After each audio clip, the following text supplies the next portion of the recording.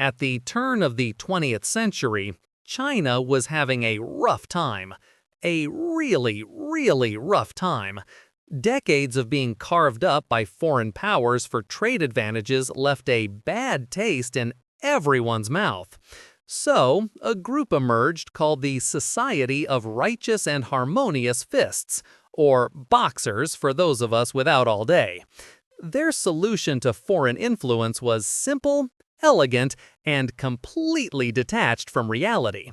They believed that through special martial arts, secret rituals, and chanting the right phrases, they could become completely immune to bullets. Not resistant, immune.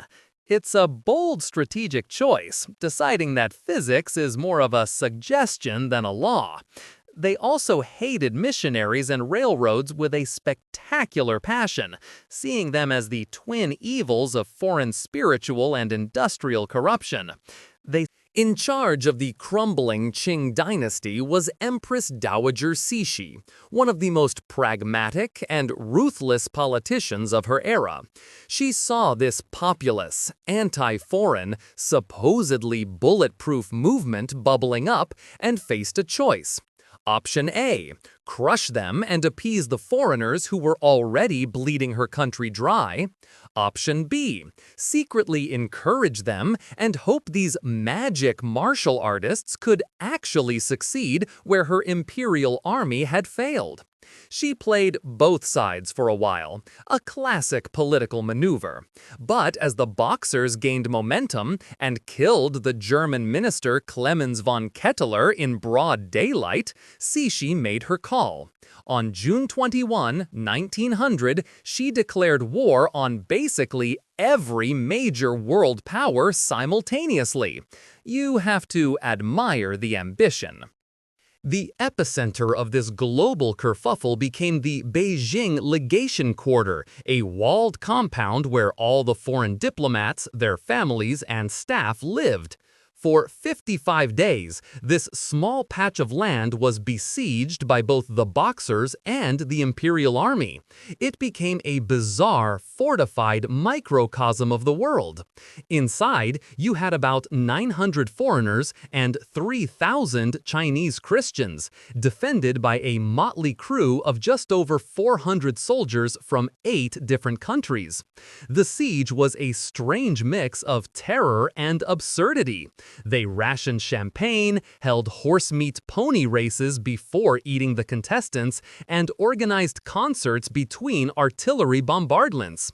The American commander, Captain John T. Myers, famously said, "The situation is desperate, but not serious." The perfect summary for the entire event, really.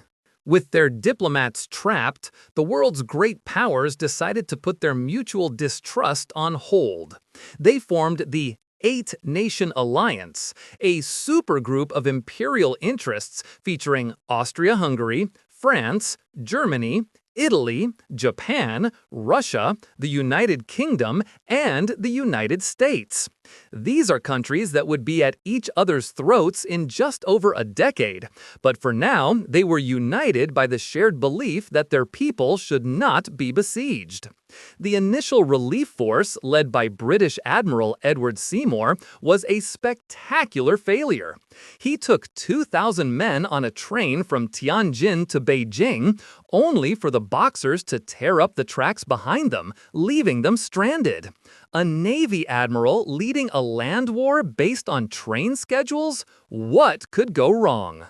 The second rescue attempt, the Gasalee expedition, was much larger and more serious, involving about 20,000 troops.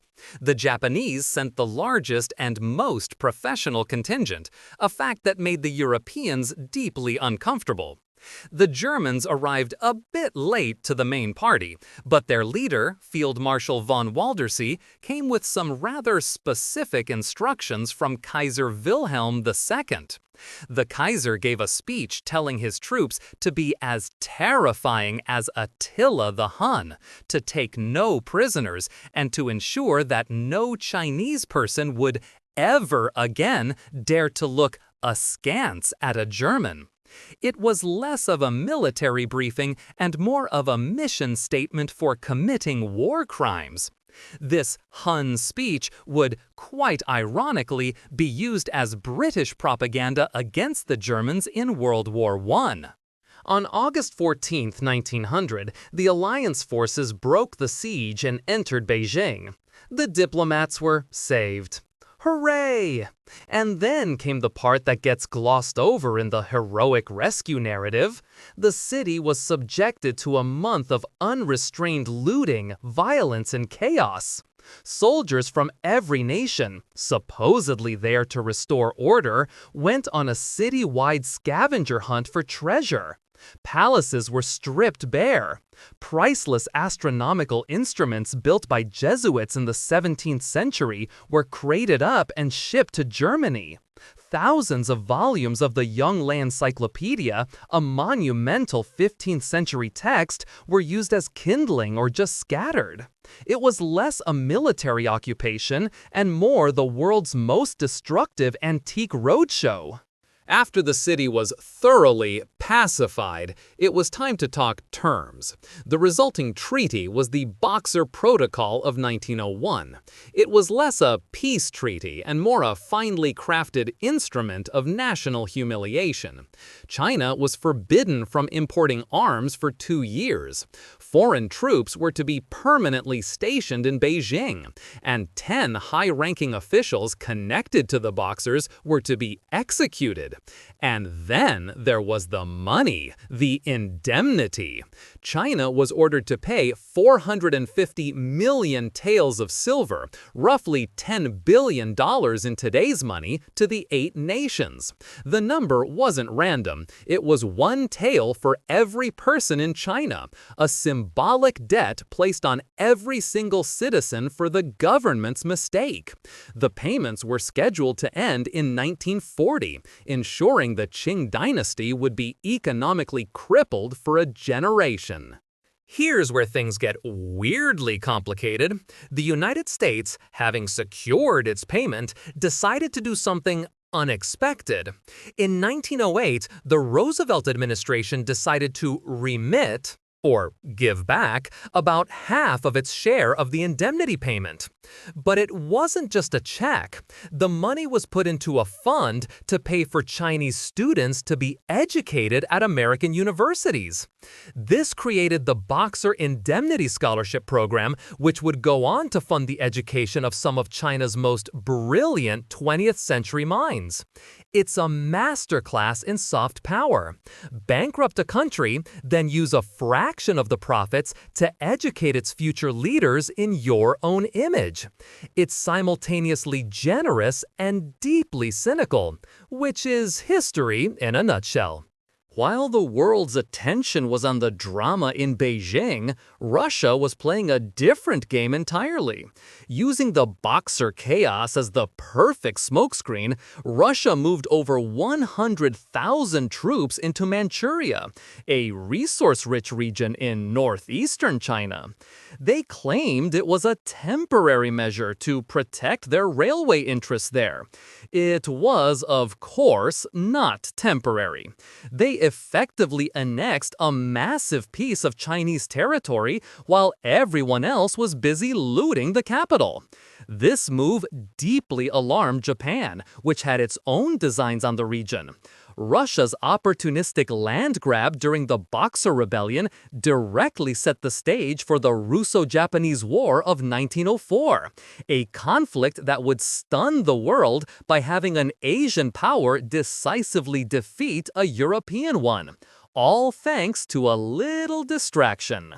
The ultimate irony of the Boxer Rebellion is what it did to the very institution it was supposed to save.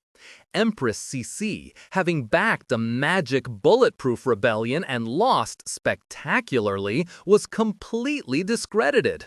To cling to power, she was forced to enact the very new policies reforms she had spent years resisting, modernizing the military, the government, and the education system. But it was too little, Too late. The Boxer Protocol had bankrupted the state, and the sight of foreign troops permanently stationed on Chinese soil was a constant reminder of the Qing dynasty's impotence. The rebellion had exposed the dynasty as a paper tiger, paving the way for the Xinhai Revolution in 1911 that finally brought over 2,000 years of Chinese imperial rule to an end. A truly spectacular own goal. If you enjoyed this video, please like, comment, and subscribe to our channel for more historical insights. Thanks for watching, nerds!